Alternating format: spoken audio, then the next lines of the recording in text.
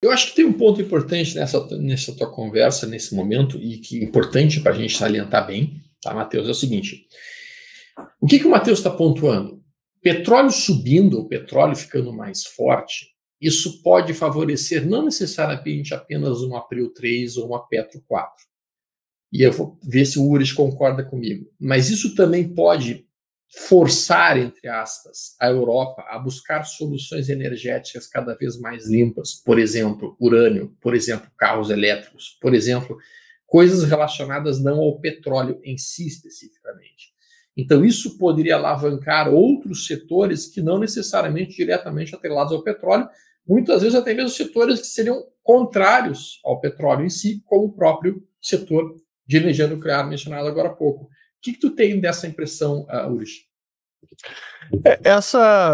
Primeiro foi a crise energética no ano passado na Europa, né, que começou quando estava se aproximando o inverno europeu, e aí com a escalada das tensões com a Rússia e a Ucrânia, realmente, especialmente a Alemanha, eles se viram que estavam reféns do Putin, estavam realmente na mão do Putin, porque a maior parte do gás natural na Alemanha é importado da Rússia, petróleo também, e se a Rússia decide cortar o gás, o suprimento de gás, o que eles fazem? Então, a transição energética para energias renováveis, que de certa maneira foi muito forçada, porque os governos também acabaram dando muitos subsídios ao longo dos últimos anos ou década, fez com que a matriz energética, ou seja, as fontes de geração de energia na Europa, ficassem mais dependentes de energias renováveis e da Rússia, até porque as renováveis dependem de gás. Para quem não entende isso, energia solar e eólica são energias que dependem de estar ventando ou estar fazendo sol.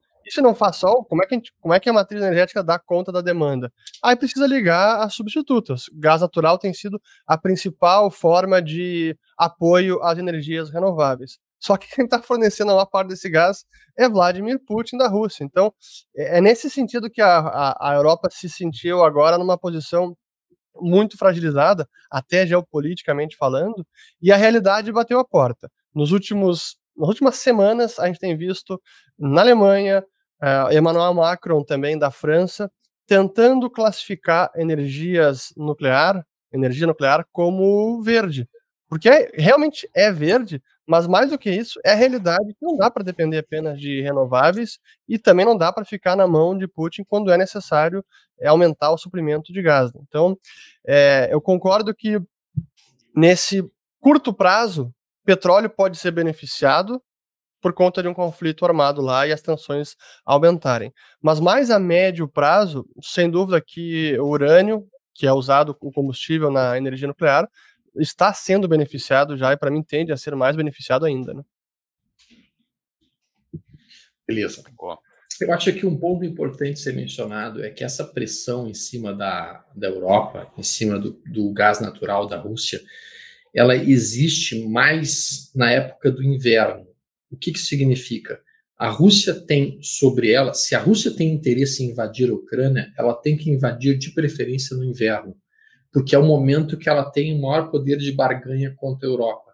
Quando entra a primavera e verão, a Europa fica um pouquinho mais aliviada em relação à falta de gás natural e automaticamente pode fazer mais pressão contra o movimento da Rússia. Então, o fato é que este mês, fevereiro, no mais tardar março, deveria ser o momento em que essa guerra eventualmente eclodisse. Depois disso, eu acho que foi cada vez mais complicado para o Putin iniciar qualquer movimento agressivo, porque a Europa começa a ficar um pouquinho menos dependente do desespero de não congelar durante o inverno deles, né? Tá corretíssimo, sem dúvida que do lado da Rússia, eles esperaram assim o momento ideal, e realmente, pela geopolítica, foi a tempestade perfeita, porque a questão energética na Europa, o inverno mais rigoroso, essa dependência do gás da Rússia conseguiu deixar o Putin com todas as cartas na mesa para forçar ou para dobrar até a União Europeia, especialmente a Alemanha. Sem dúvida que do ponto de vista assim, da estratégia, o Putin está sabendo jogar muito bem, não tem a menor dúvida. E aí, pessoal, Stormer na área.